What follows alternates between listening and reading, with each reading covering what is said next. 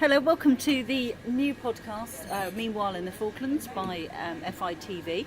We're back in the original cafe we were in. Obviously, we're naming no names, but we're overlooking the Capstan gift shop. Because that doesn't give it away at all. People watching it somewhere else might go, where's that? They don't have a clue, would they? We've got nice cake in, so that's good. Mm-hmm. So we've got more beta listeners. Oh, thank you. Coffee's just arrived, although you've got a spiced chai. I've joined you with the spice chai this week, actually. We have new listeners this week. We have new beta listeners because we're still in our beta section. If you're listening to this and it's like 2 years from now, and we're extremely successful, and I'm living it up in a mansion somewhere. And we're finally on iTunes.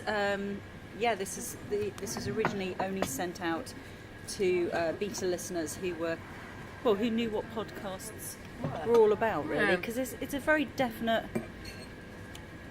genre. I hate to be really funny like that, but it is, isn't it? To be honest, as we discussed beforehand when we were setting up doing podcasts, I can't say I'd ever really listened to any. So I'm as much of a novice as as anyone, really. Hannah's the one. Hannah did a lot of work on the radio, and she knew her stuff. My podcasts I listen to, I quite like quite serious news ones, like BBC World Service, The Inquiry. That's good. It takes something like a national story in the news, and then you get 4 expert witnesses talking about it. It's interesting, but it's more like a debatey podcast. I like that. I've never really listened to comedy. Well, the ones I've listened to are very kind of chatty. Yeah. People just literally just taking a It's microphone like into a cafe like this, yeah. So unfortunately Katie isn't with us today. She's watching things go boom. Yeah, because it's the last demolition of the season. Yeah, before all the Zimbabwean D-miners head back to their families for what is our colder months anyway. They'll be missed in the community, that's for sure. It's such a lively part of it. I don't know whether they're doing a concert, because they usually do a concert sort of at the end of the... I was trying to find out. Kathy Bowles is normally the person I'd go to for that, but unfortunately, she's in the UK at the moment. So no, I've not heard of Zim Harmony doing anything.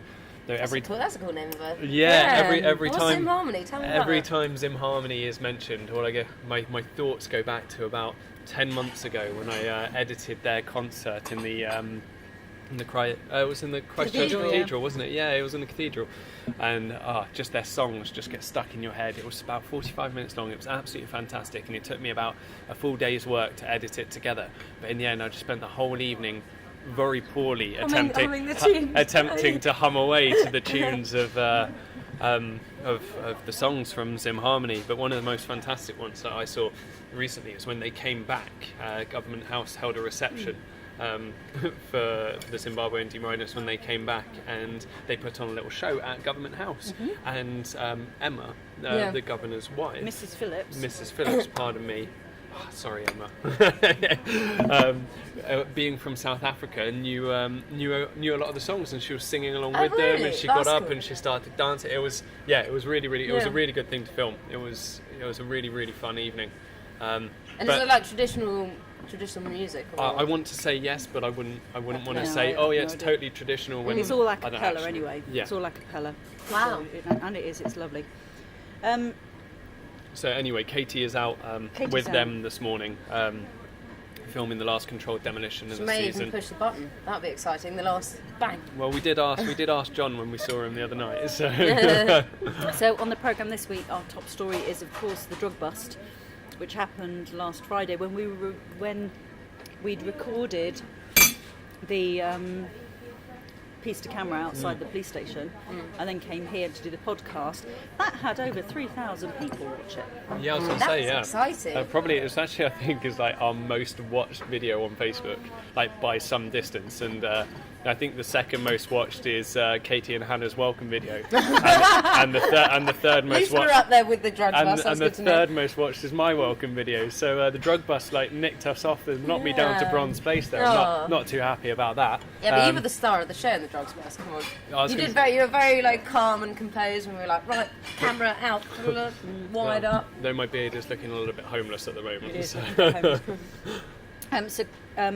One thing we have to point out to listeners who are then going to go on to view the Falklands in Focus this week, Katie pronounces shooters in a way that could be a little bit rude, perhaps. So, Does she? I didn't know this. If you're listening at home, Katie introduces a package that Hannah did this week, catching up with the Commonwealth shooters. Now, no. if you're sitting at home and you've got nothing else to do, just try and put on your best Scottish accent and say, Hannah catches up with Commonwealth shooters. Just try and say it in a Try and say it in it, yeah. Try and say it in a Scottish accent, and you can let us know what it sounds like, or don't.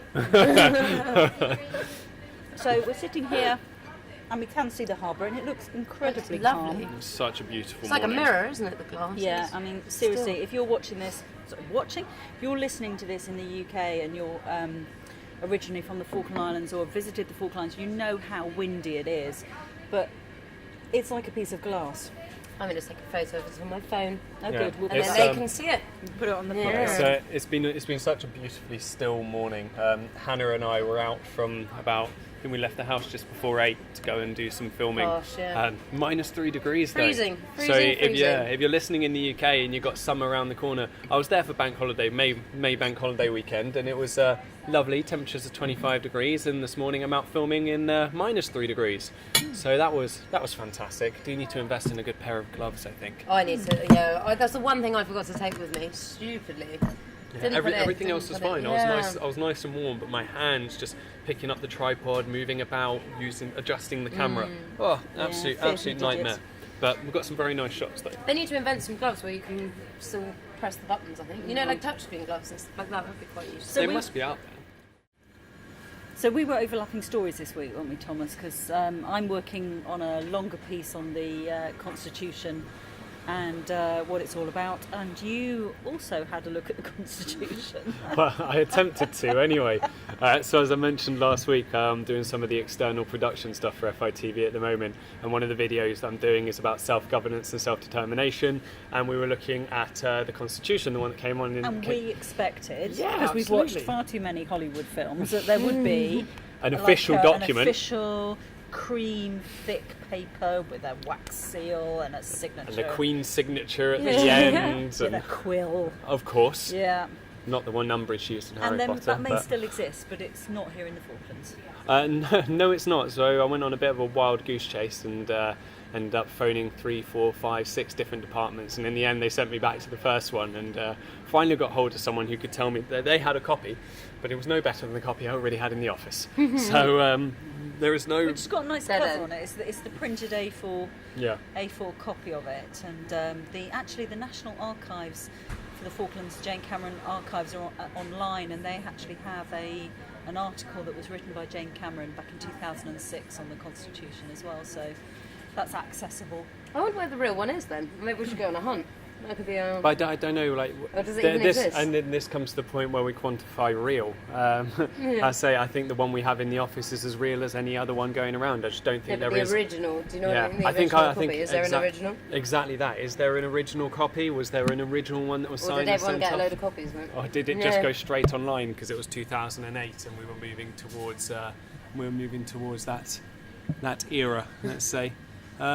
But speaking of the Constitution, there's something that's been up in the news recently. Quite a controversial topic, actually, due to one of our MLAs going to speak in, was it Guernsey?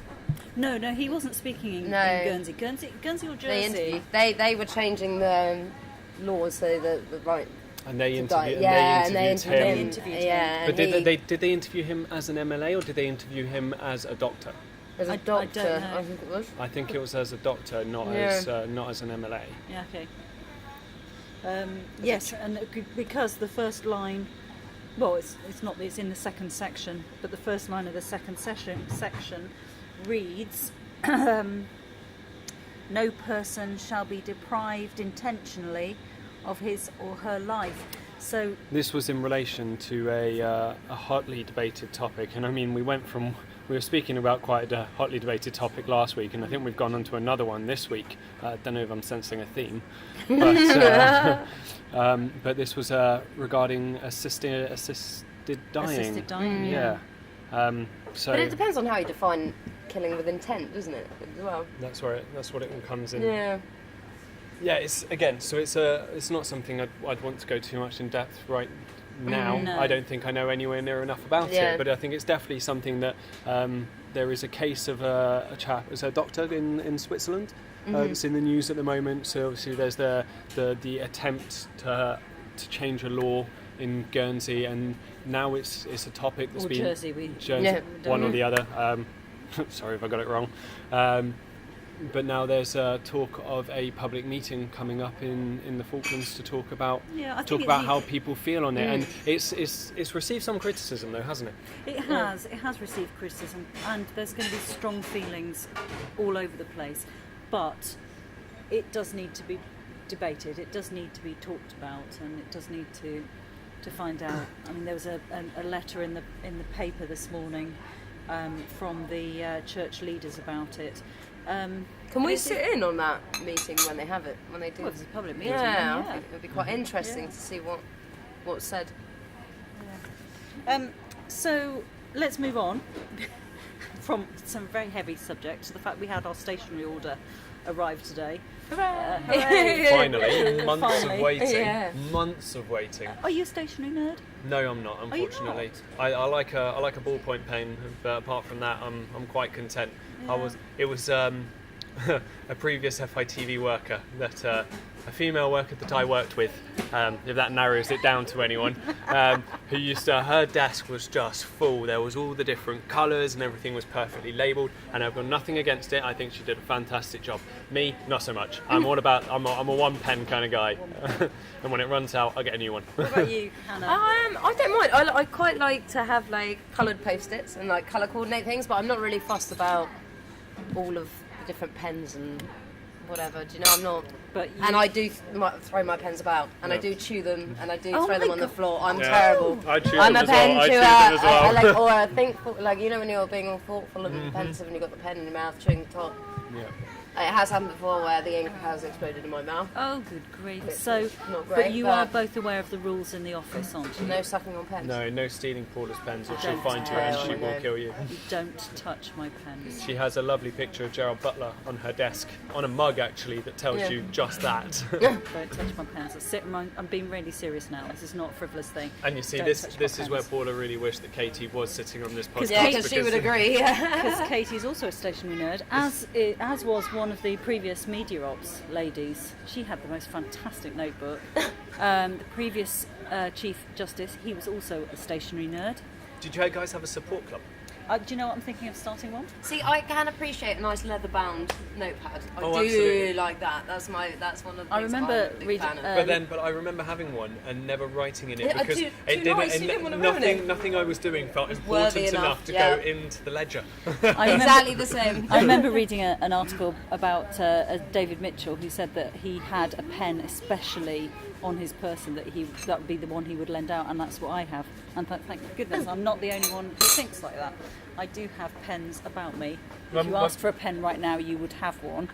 And I remember when Tiger Aspect were down here filming an island parish, and I went to some meeting with them. My handbag was on the floor open, and you could see a pen in there, and one of the researchers lifted it out and was using my cheeky. pen, and I just didn't listen to anything the rest of the meeting because all I could think was put my pen back. How do you classify a pen that's not lendable? What makes it up to the high standard? It's a nice pen? one, writes nicely. See, I always thought fountain pen. I like Parker pens. That was my thing. Parker pen's quite nice. So Apart from the ink cartridge would explode everywhere when you changed Well, it. if you're going to stick them in your mouth, Hannah, Yeah, then no, I'll say What do you expect? I did the bulk of my education in France, and it was mandatory that you wrote with a fountain pen. Oh really? Yeah, mandatory. You Do had they to do- have green pens for certain things. Red pens were only ever used by teachers. So you had to have black, blue, and green for certain things. So such as mathematics and things like this, you had to use green for a certain thing. But in general, if you were writing in your books, everybody had to have a fountain pen. That's very interesting because that encourages good penmanship. I mean, I used to work in a primary school, and they don't really sort of teach penmanship anymore, and it's all about how you, because people have got some very odd grips when they hold a pen, but I think probably these days it's more like, you know, a natural progression for a child to sort of have it from grasping it in their fist to finding a comfortable way for But them. you, Well, do you remember who's you to have all say? those grips as well? They give you all those funny 'cause training grips. That he's you can't supposed to be Mr. triangulate. Crocodile. Yeah. Mr. Crocodile. I and don't then, remember that. But I always hold my pen like that. I quite like it. in fact, I'm going to have to take a photograph of me doing Mr. Crocodile so we can put it on the thing. Should we all hold a pen and hold it and see who's got the best grip? I feel like that might be So I have a mark on my middle finger from like all the years of how I hold my pen. It's like Really? dug into my hand so much, and now there's like a ball. So if you look there on my finger, you'll see that because I hold my pens like this, and I hold them like that, and like after a while, Yeah, read. I don't like this grip on this one there. It's too Yeah, so I hold it Too against there like that. chunky. So I write like that. So for those of you who don't have pictures on this, we're now all holding a pen. Although I'm holding a fork you can be part of this. to show how we do our pen. See, I hold mine like yours. But I've seen people hold it between their first and second finger. Apparently, that's a comfortable Rest on grip this one. if you've got longer fingers. But Swap pens. Try that thicker grip. That might be more comfortable for you and your. We can't take a But picture anyway, of if this. you've It's got, advertising a certain bank that's not available in the Falklands. if you've got any strong views on penmanship or anything like that, then please drop us a line. It comes to the final section of this podcast, which is what you're working on for next week. And last week I said I was doing hearing loss, and I haven't done anything on hearing loss at all, and it was Deaf Awareness Week last week. I'm going to Apparently. prison. That's my most exciting thing Oh, for yeah. next Oh, week. you got going a to couple of prison, things you've got next week. Well, we're doing something for the royal wedding on Saturday. There's an event going on for the Oh, FITV. best quote of the week. You went to IJS, didn't you, Thomas?